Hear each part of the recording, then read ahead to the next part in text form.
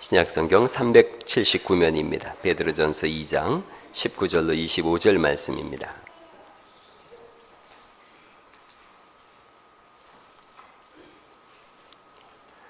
베드로전서 2장 19절 말씀부터 저하고 한 절씩 교독하십니다.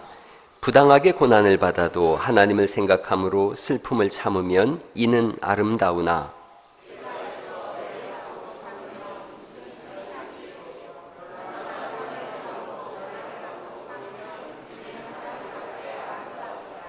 이를 위하여 너희가 부르심을 받았으니 그리스도도 너희를 위하여 고난을 받으사 너희에게 본을 끼쳐 그 자취를 따라오게 하려 하셨느니라.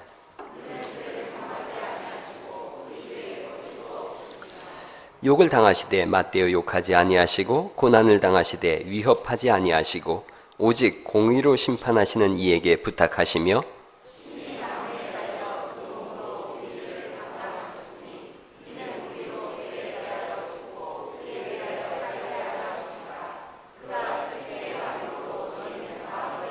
다 같이 읽어요.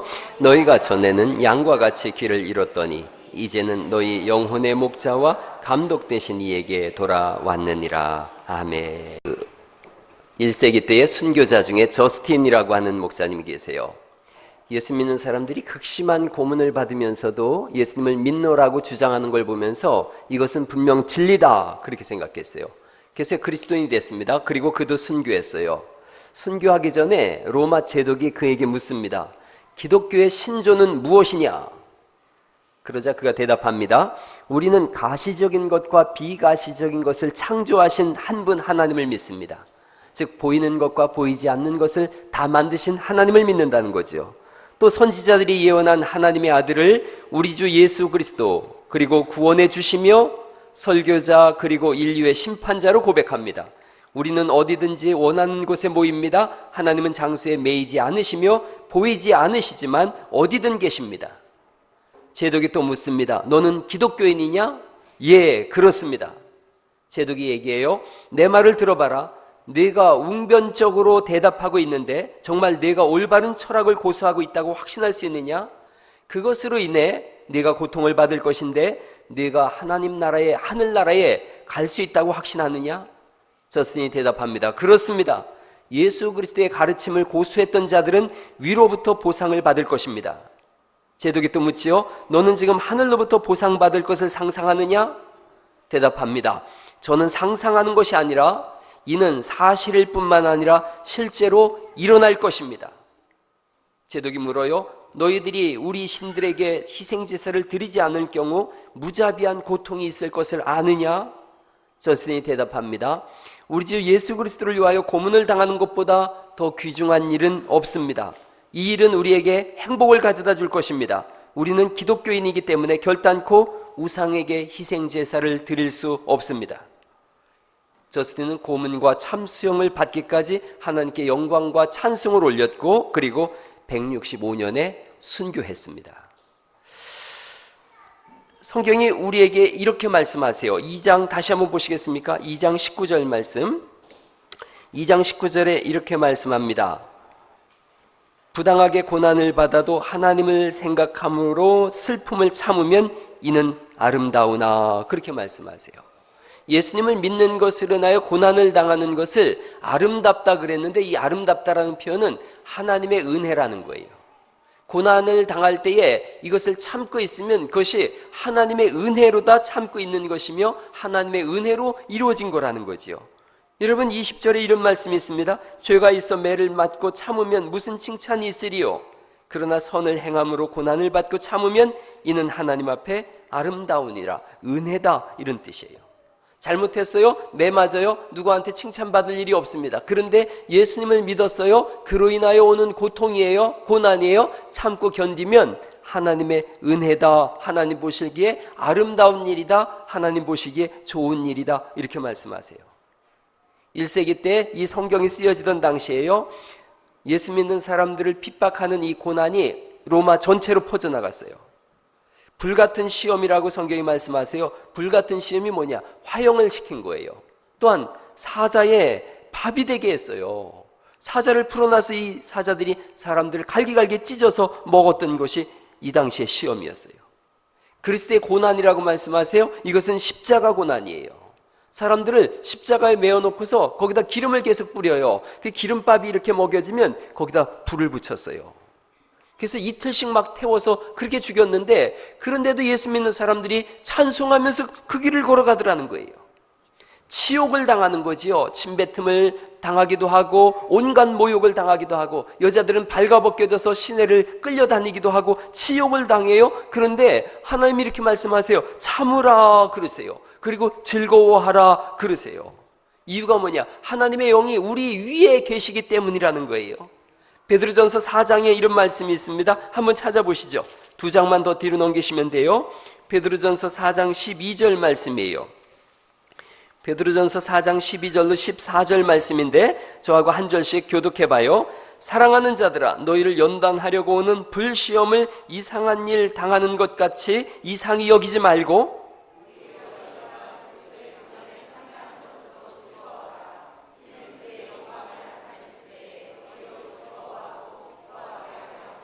제가 14절을 읽어볼게요. 너희가 그리스도의 이름으로 치욕을 당하면 복 있는 자로다. 영광의 영 곧 하나님의 영이 너희 위에 계심이라고 말씀하시는 줄 믿습니다. 고난을 당할 때 잘 견디라고 말씀하세요.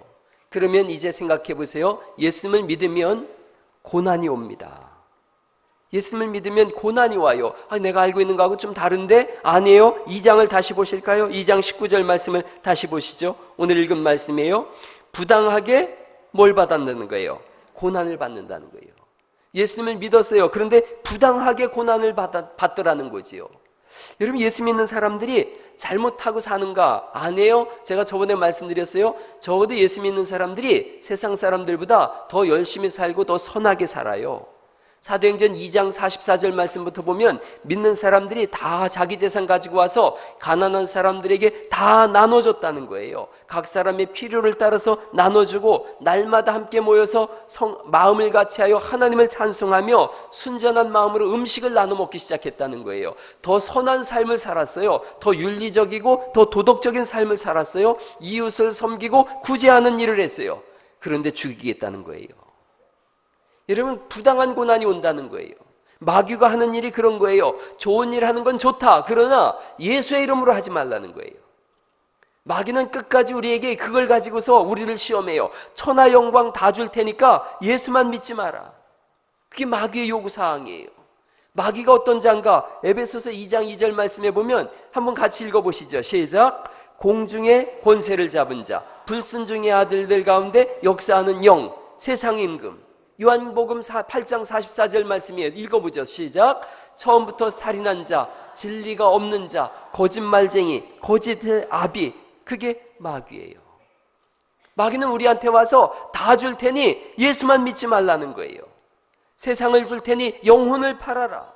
안목의 정욕과 육신의 자랑과 이생의 정욕에 휩싸여서 세상 즐거움에 빠지게 하고 그 다음에 우리가 죽었을 때 지옥으로 끌고 가겠다는 거지요. 제가 어릴 때 아마 8살인지 9살인지 그랬던 것 같아요. 우리 외삼촌이 그 당뇨가 걸리셨어요. 그랬더니 그 당시에 민간요법으로 거머리 알죠? 거머리를 말려서 가루로다 내서 먹으면 당뇨병이 낫는다 그런 거예요. 그때 우리 어머니가 저한테 야, 외삼촌 아프시니까 너 가서 거머리 잡아와라. 아이 싫어, 귀찮아. 그랬더니 한 마리 잡으면 10원 준다 그러시더라고요. 그 당시 10원이면 큰 돈이었어요. 그래서 이제 거머리 잡으러 논바닥에 가요. 논에 가면 거머리 천지예요. 옛날에는 거머리 이렇게 생긴 거 아시죠? 아주 귀엽게 생겼잖아요. 그래서 이렇게 한참 잡다 보면 다리가 간질간질해요. 그럼 거머리 몇 마리가 달려붙어서 피를 빠는 거예요. 그러면 뚝 뗍니다. 그래서 뗄 때마다 제가 뭐라 그래요? 어짜 30원 벌었네? 그러는 거죠. 그러고 나면 귀찮아요. 귀찮으면 이제 피는 잘 안 멈춥니다. 거머리가 빨고 나면 다리를 논바닥에 탁 집어넣고 덜렁 누워 있어요. 그러면 한참 있다가 간질간질해서 보면 10마리 붙어 있어요. 그러면 이제 얼마 벌은 거예요? 야호 100원이다 이러는 거죠. 깜빡 잠들어요. 그러면 한 20마리 붙어 있어요. 이놈들이 잔뜩 빨아먹어가지고 배가 뚱뚱해져요. 그러면 야호 200원 벌었다 이제 그러는 거예요. 가만히 생각을 해봤어요. 거머리가 내 피 빨아먹느라고 지들이 말려서 가루가 돼서 죽는 줄을 모르는 거예요. 우리 인생이 그렇다는 거죠. 세상 즐거움에 빠져서 영원한 지옥불에 들어가는 걸 생각하지 못하는 거예요. 그래서 마귀가 주사주는 지금의 즐거움, 지금의 정욕, 지금의 자랑, 지금껏 세상 것 여기에만 빠져있고 하나님 나라를 위한 헌신과 희생과 주를 믿는 믿음은 사라지고 없는 거예요. 예수님께서는 우리를 구원하시기 위해서 이 땅에 오셨고 그런 우리를 긍휼히 여기셔서 십자가의 죽으심으로 우리를 구속하신 줄 믿으시기 바랍니다. 그래서 지금도 우리 안에 살아서 역사하시는 거예요. 세상의 안목의 정욕과 세상의 자랑과 이생의 정욕에 빠지지 마라. 세상 것 먹고 마시고 따라가다가 영원한 것 다 놓치는 때가 온다. 그러니 지금 예수를 믿으라고 말씀하시는 줄 믿습니다. 죽으시고 3일 만에 부활하셔서 우리 속에서 역사하시면서 부활하신 구세주 우리가 노래하지 않습니까? 나 항상 섬기네 온 세상 조롱해도 주정령 사셨네. 그 은혜로운 손길 부드러운 음성 주 예수 나와 함께 늘 계시네. 예수 예수 늘 살아계셔서. 그래요? 난 여기서 도와줄 줄 알고 지금 다 그런 건데 왜 자막도 안 띄우고 그러는 거예요? 다 만들었는데. 주 동행하여 주시며 늘 말씀하시네. 예수 예수 내 구세주 예수 내 맘에 살아계시네. 늘 살아계시네. 하나님께 영광의 박수 올리십시다. 아이고 참말로 되게 여러분 못됐어요. 언제 틀리나 이러고 지켜보고 있는 거 언제 틀리나. 아이고 참말로 죽으시고 부활하신 예수님께서 우리에게 함께 하셔서 지금도 말씀하고 계신 줄 믿으시기 바랍니다. 우리는 외치는 거예요. 그런데 이 당시 사람들도 똑같이 외쳤어요. 죽인다고? 죽여라. 그러면 하나님 나라인데 멈출 수가 없더라는 거죠.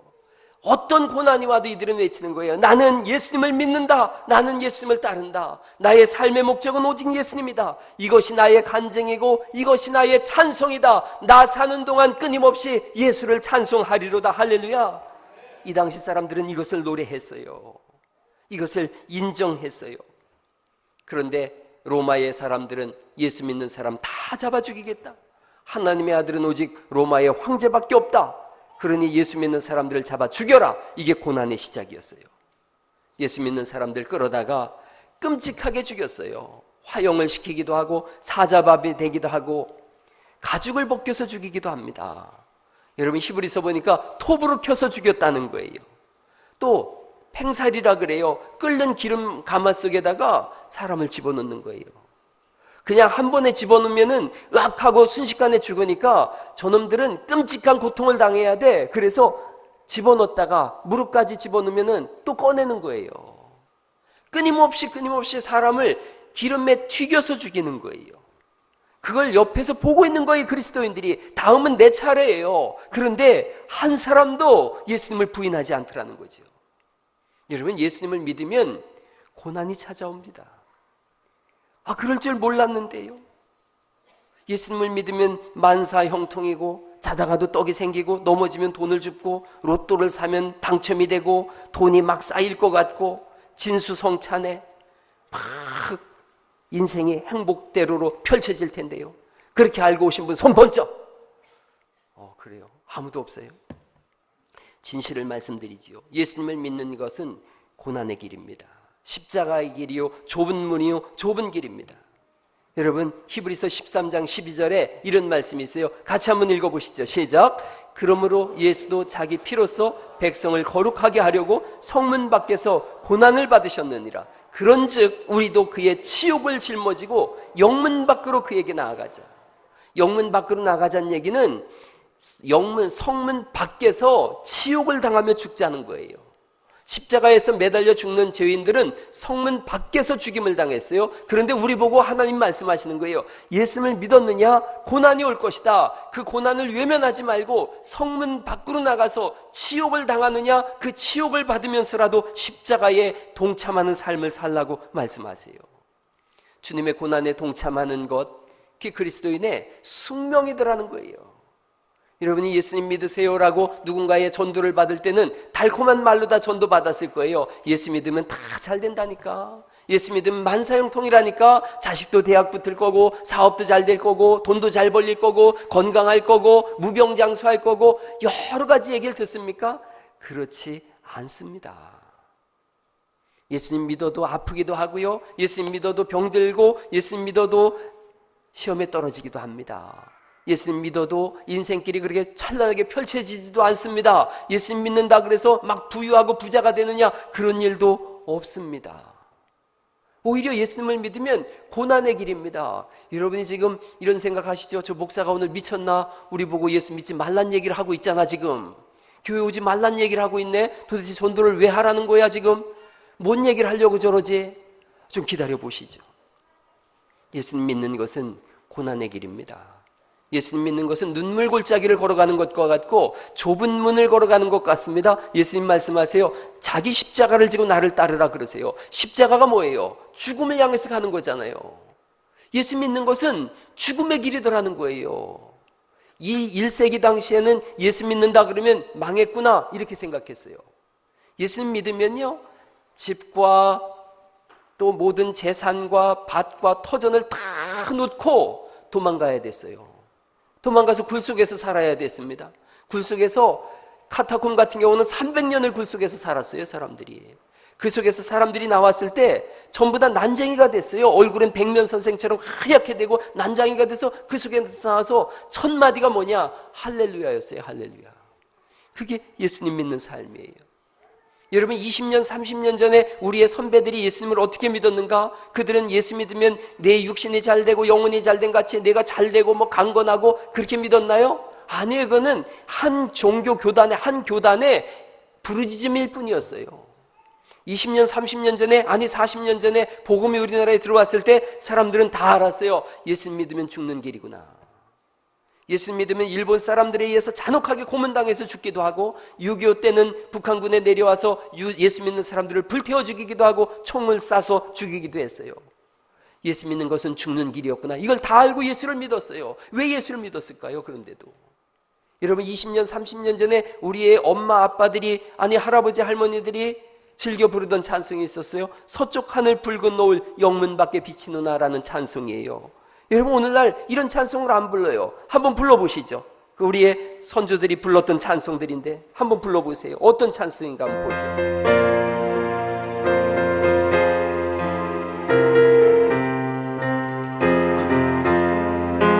서쪽 하늘 붉은 노을 영문 밖에 비치누나 연약하오 어깨에 십자가를 생각하니 머리에는 가시관 몸에는 붉은 옷 힘없이 걸어가신 영문 밖에 길이라네.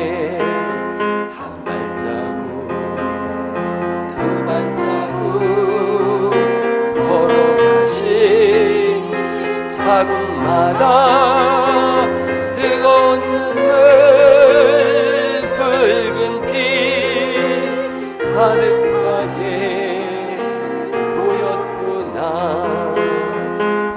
아득한 유대와 넌 후악한 로마 병정 걸음마다 자욱마다 가진 보아 지셨구나. 눈물 없이 못 가는 길, 비 없이 못 가는 길, 영문 밖에 좁은 길이 골고다의 길이라네. 영생복 얻으려면 이 길만은 걸어야 해. 배고파도 올라가고 춥더라도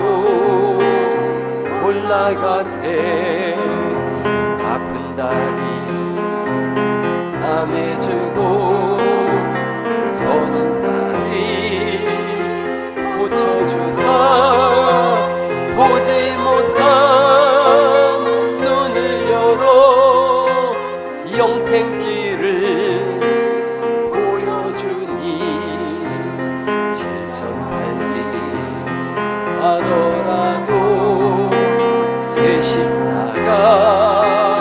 바로 지어 골고다의 높은 고개 나도 가게 하옵소서.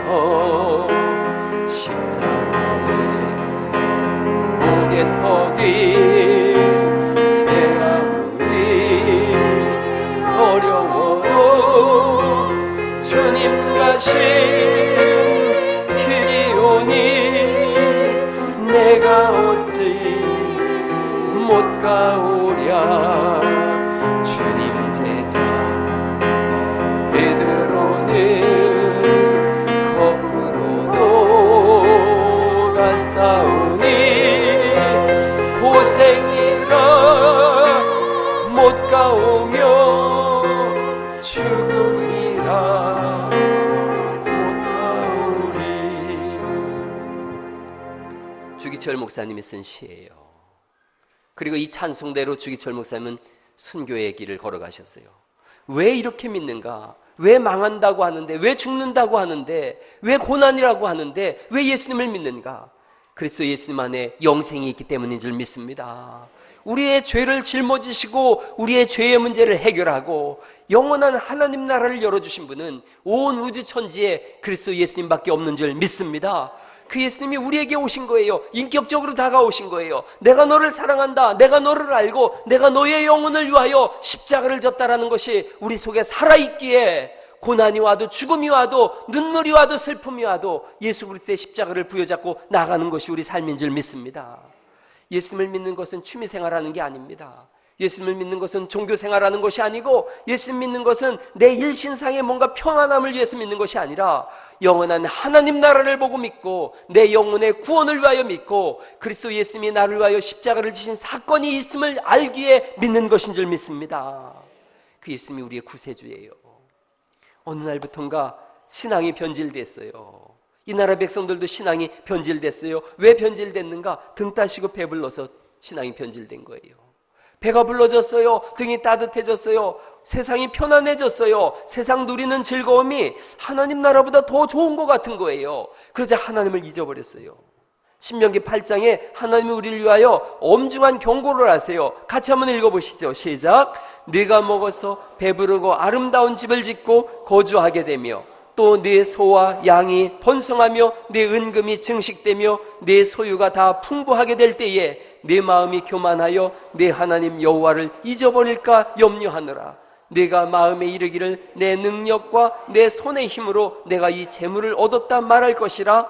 내가 너희에게 증거하느니 너희가 반드시 멸망할 것이라. 이렇게 말씀하세요. 하나님을 잊어버렸다고 너희가 반드시 멸망할 것이다. 오늘날 러시아가 하나님을 잃어버림으로 인해서 완전히 무너진 나라가 됐어요.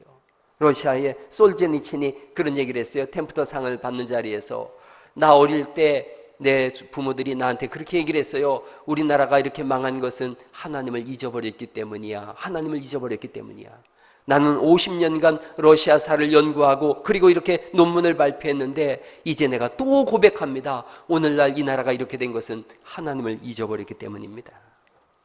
군인 장교들이 피를 팔아서 술을 살기도 하고 러시아의 대학까지 나온 여자분들이 우리나라에 와서 몸을 파는 창녀의 일을 하기도 합니다. 하나님을 잊어버려서 그래요. 오늘날 대한민국이 하나님을 잊어버렸어요. 많은 사람들이 하나님을 두려워하지 않아요. 대학생 5명 중에 3명이 동성애를 인정한다는 거예요. 이런 일이 일어나고 있어요. 여러분, 어제도 우리 유지원 형제하고 김선난 자매 결혼했어요. 오늘도 우리 정재엽 형제 또 결혼식이 있어요. 여러분, 그런데 생각해 보세요. 신랑 신부가 이렇게 나란히 들어와야 되는데 남자 둘이 들어오거나 여자 둘이 들어온다고 생각해 보세요. 저는 엄숙히 오늘 선서하는데 동성애자는 제가 주례를 서지 않겠습니다. 동성애자는. 전 동성애자 인정하지 않습니다. 하나님을 두려워함이 사라져버린 거예요. 또한 예수를 믿는 일에 있어서 고난의 길을 걸어가려고 하지 않아요. 편안하게 믿고 헌신 없이 믿고 고난 없이 믿으려고 그래요. 기도의 시간도 예배 시간도 점점 짧아지고 있어요. 모임도 사라져가고 있어요. 엄밀하게 보면 기독교 신앙이 아니에요. 선을 행함으로 오는 고난을 성경이 말씀하세요. 베드로전서 1장 1절에 예수 그리스도의 사도 베드로는 그리고 사람들한테 편지를 써요. 본도, 갑바디아, 또 갈라디아, 아시아, 비두니아에 흩어진 나그네들한테 편지한다. 왜 흩어진 나그네가 됐는가? 예수 믿자 죽인다고 로마 군병이 달려들어왔어요. 그러자 사방으로 흩어진 거예요. 예수님 안 믿는다라고 하는 한마디만 하면 거기서 터전을 이루면서 살아갈 수가 있는데 자기가 이루는 모든 터전을 다 버려놓고 도망가는 나그네가 되어져 버렸어요. 예수님을 믿는 고난의 길을 스스로 자처한 거지요.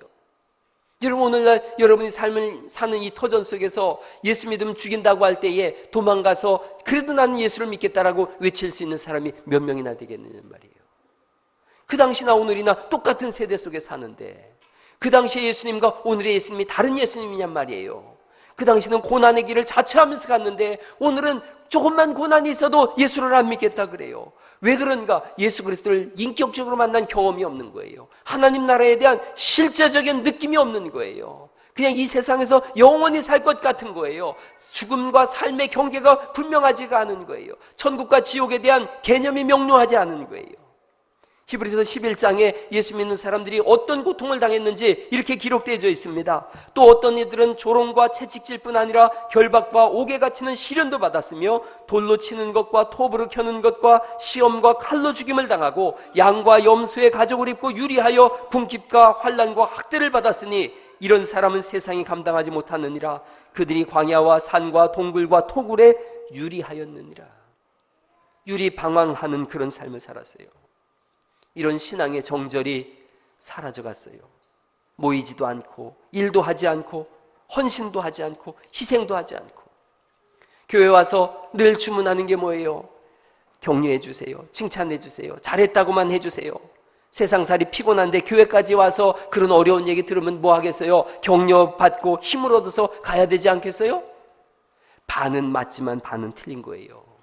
우리는 이 땅에 소망을 두는 사람들이 아니라 하나님 나라를 향하여 가는 순례자들인 줄 믿으시기 바랍니다. 하나님의 백성들인 거예요.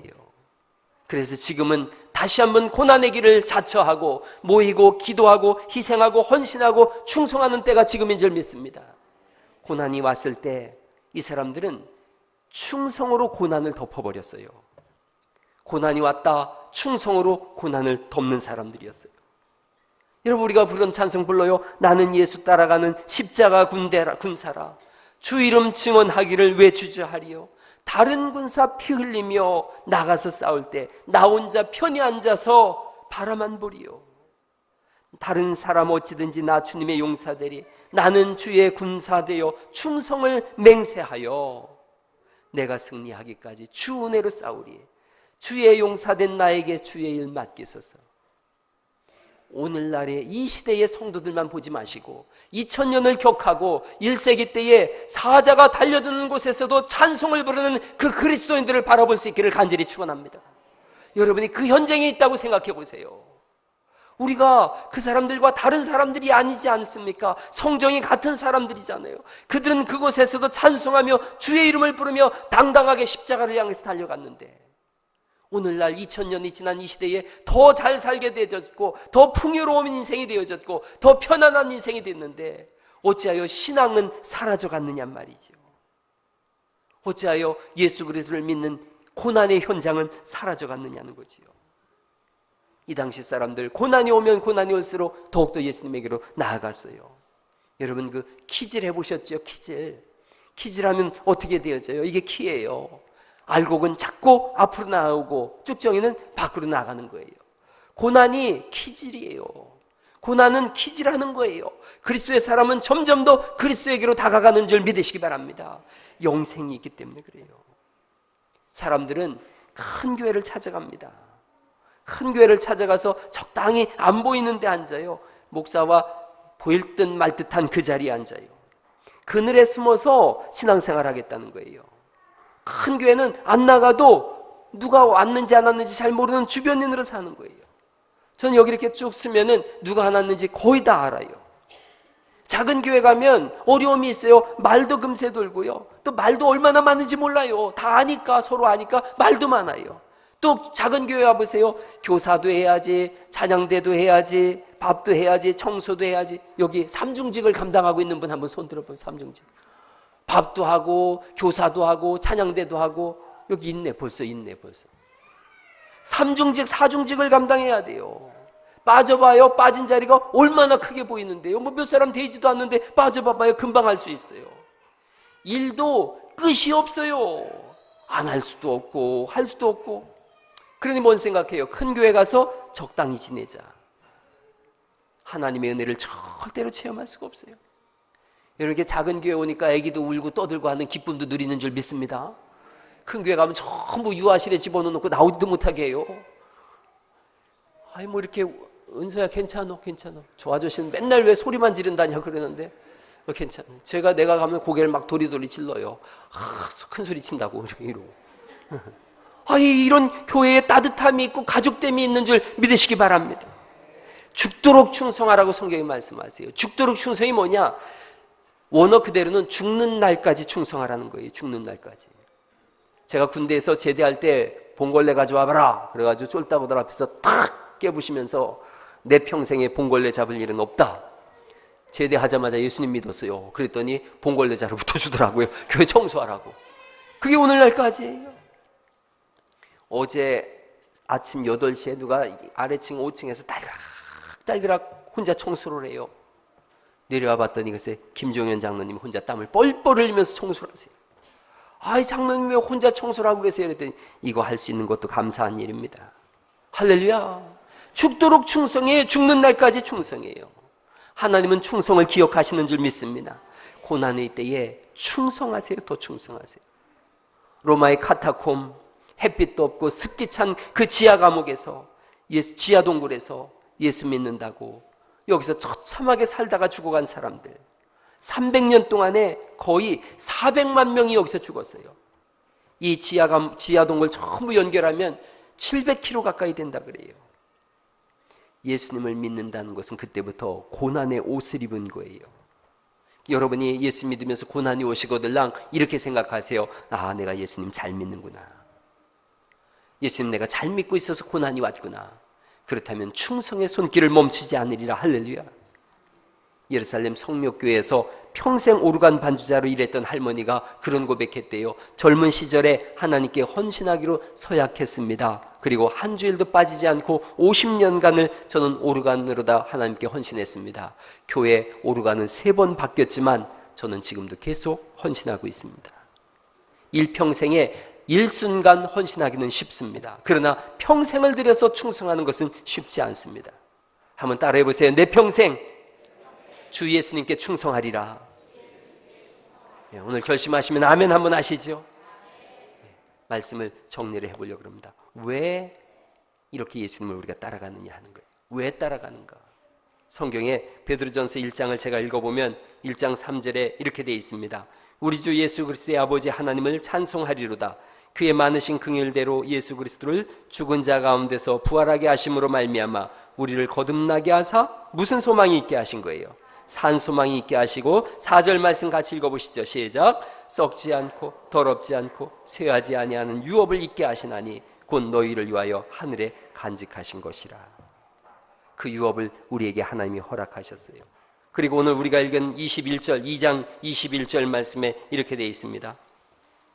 22절 말씀이에요. 그는 예수님을 말해요. 예수님은 죄를 범하지 아니하시고 그 입에 거짓도 없으시며 23절 같이 읽어보시죠. 시작.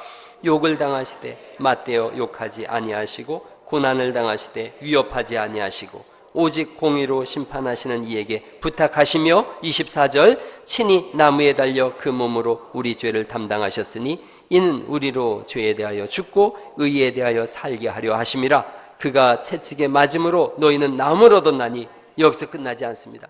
예수님의 십자가 사건으로 우리에게 어떤 일이 일어났는가? 25절 같이 크게 읽어보십니다. 시작. 너희가 전에는 양과 같이 길을 잃었더니 이제는 너희 영혼의 목자와 감독 되신 이에게 돌아왔느니라. 아멘. 그리스도의 십자가 사랑이 우리를 하나님의 자녀가 되게 하셨다는 거지요. 어떤 분이 저한테 포도원에 무화과 나무 심은 사건에 대해서 이게 어떤 뜻인지 물어왔어요. 누가복음 13장에 나오는 거예요. 한 사람이 포도원에다가 무화과 나무를 심은 거예요. 여러분, 무화과 나무를 심었는데 3년이 돼서도 와서 보니까 과실을 얻지 못하는 거예요. 찍어버리겠다 그랬더니 과원지기가 한 해만 더 두세요. 내가 두릅하고 그리고 거름을 줘서 열매를 맺게 하겠습니다. 왜 이게 이상한 말씀이냐 하면 포도나무하고 무화과 나무는 비교할 수가 없어요. 포도원에 무화과 나무를 심는다는 건 바보가 하는 일이에요. 여러분, 무화과 나무 한번 다시 보여주세요. 무화과 나무예요. 어디든 열려 있는 거예요. 이스라엘에 가면 무화과 나무가 지천에 열려 있어요. 귀하지 않은 거예요. 그런데 포도원은 되게 귀해요. 이건 고창에 있는 사천송이 열리는 포도래요. 이 포도원은 아주 귀한 곳이에요. 포도나무를 심는 곳이에요. 그런데 여기다가 무화과 나무를 심은 거예요. 포도원에 무화과를 심다니 사람들이 조롱하는 거예요. 그런 바보가 어디 있나? 그런데 조금 더 생각해 보세요. 무화과는 물을 많이 먹기 때문에 포도가 못 자라요. 3년을 그냥 뒀대요. 그냥 3년이 아니에요. 레위기 19장에 보면 너희가 과실을 심으면, 가나안 땅에 들어가서 과실을 심으면 그 땅이 우상 숭배한 땅이니까 처음 3년은 먹지 말라 그래요. 그러면 이 포도원 주인이 무화과 나무를 심고서 처음에 간 것은 몇 해째겠어요? 3년 동안은 먹지 말라 그랬으니까 4년째 처음 간 거예요. 4년째 처음 갔어요. 그런데 4년째 처음 갔는가? 아니에요. 하나님께서 첫 열매는 누구 거래요? 하나님 거래요. 그러니까 첫 열매는 먹지 말라 그러셨어요. 첫 열매는 하나님 거다. 그냥 둬라. 그러면 이 사람은 첫 열매를 따러 몇 년째 간 거예요? 5년째 간 거예요. 무화과를 세상에 포도원에 심어놓고 그것도, 그리고 5년째 갔어요. 열매가 없어요. 그러면 그냥 바로 찍어내버려야 되는데 그냥 오는 거예요. 내년에 따지 뭐. 사람들이 깔깔거리고 웃는 거예요. 세상에 저런 바보가 어디가 있어? 5년 그리고 6년째 두 번째 간 거지요. 6년째 갔어요. 열매가 없어요. 찍어내버려야 되는데 그냥 오는 거예요. 사람들이 더 배를 잡고 웃는 거예요. 바보도 저런 바보가 없네. 여러분, 그 다음에 이제 세 번째는 7년째잖아요. 그 7년째 가느냐 안 가요. 7년째는 무슨 해예요? 희년이에요? 아니, 안식년이에요. 안식년. 안식년이 끼니까 7년째 안 간 거예요. 그러면 3년째 갔다는 얘기는 몇 년째 간 거예요? 8년째 간 거예요. 글쎄 포도원에, 그 귀한 포도원에 무화과 나무를 심어놓고선 8년째 간 거예요. 그래 놓고는 열매가 없어요. 열이 받았지요. 이거 찍어내버려야 되겠다. 사람들이 야, 이제 드디어 정신 차렸네 저 양반. 그런데 여기 더 바보가 나타난 거예요. 금년에도 그냥 두소서. 한 해 그냥 두면 내가 두루 파서 거름을 두고 그래서 열매가 맺게 하겠습니다. 그랬더니 포도원 주인이 그럼 그렇게 할까? 그래서 포도원 주인하고 과원지기가 동시에 바보가 됐어요. 온 동네 사람들이 다 비우는 거예요. 그런데도 그냥 돌아오는 거예요. 성경이 말씀하세요. 포도원 주인은 하나님이시라는 거예요. 과원지기는 예수님이라는 거예요. 무화과 나무는 누구예요? 우리라는 거예요. 하나님이 수치를 당하시는 거예요. 우리 때문에. 열매 맺지 않는 우리, 헌신하지 않는 우리, 예수님을 믿는다는 표시를 내지 않는 우리 때문에 하나님은 수치를 당하시는데도 참고 또 참더라는 거지요. 그래서 하나님 스스로가 바보가 되시더라는 거지요. 이게 부모예요. 이게 아버지예요. 하나님 우리 아버지가 되시기에 우리를 위하여 수치를 삼키시는 분인 줄 믿으시기 바랍니다. 그래서 우리에게 말씀하는 거예요. 내가 그렇게 참아주고 너희를 위하여 헌신하고 희생하고 십자가에 내 아들까지 매달았으니 고난의 길을 가는 것을 두려워하지 말라는 거예요. 주님이 우리를 위하여 모욕을 당하셨으니 너희도 주를 위하여 모욕당하는 것 두려워하지 마라. 여러분, 그 고난을 충성으로 이겨내셔서 하나님이 우리 보시면서 열매를 찾는 은혜가 있기를 간절히 바랍니다. 말씀 마치려고 그래요. 코바디스 도미네라는 영화가 있어요. 새벽 미명에 베드로가 로마를 빠져나갑니다. 베드로의 제자들이 스승님 빨리 나가셔서 죽음을 면하셔야 됩니다. 그러자 베드로가 막 지팡이를 들고서 노구를 이끌고 로마를 빠져나가는데 이쪽에서 한 분이 걸어오시는 거예요. 보니까 예수님이에요. 베드로가 물어요. 주여, 어디로 가시나이까? 그게 쿼바디스 도미네예요. 주여 어디로 가시나이까? 예수님께서 대답하세요. 나는 너를 위하여 죽으러 왔다. 내가 가는 곳은 십자가다. 네가 버리고 간 십자가를 내가 다시 지러 로마로 간다 그러세요. 그러자 베드로가 기록에 의하면 거기다 지팡이를 꽂아놓고 돌아서서 로마로 다시 들어가서 순교합니다. 하늘의 별이 됩니다. 그게 충성이에요. 여러분, 고난이 올 때 도망가지 마세요. 고난이 올 때 충성으로 고난을 덮으세요. 그게 우리의 삶이에요. 그게 주님이 베드로전서에 수많은 사람들이 순교할 때에 베드로전서를 쓰면서 고난일 때 잠깐 고난을 당할 것이다. 잠깐 고난을 당할 것이다. 잠깐 시험을 당할 것이다. 그러나 그 후는 영원한 하나님 나라니 죽는 그 순간까지 충성하라 라고 말씀하십니다. 오늘 요약을 같이 한번 보시죠. 제가 하얀 글씨 읽을 테니까 여러분이 노란 글씨 읽으세요. 죄로 인해 오는 고난, 선을 행함으로 오는 고난, 그 다음 같이 읽어보시죠. 시작. 충성으로 고난을 덮으리라. 아멘.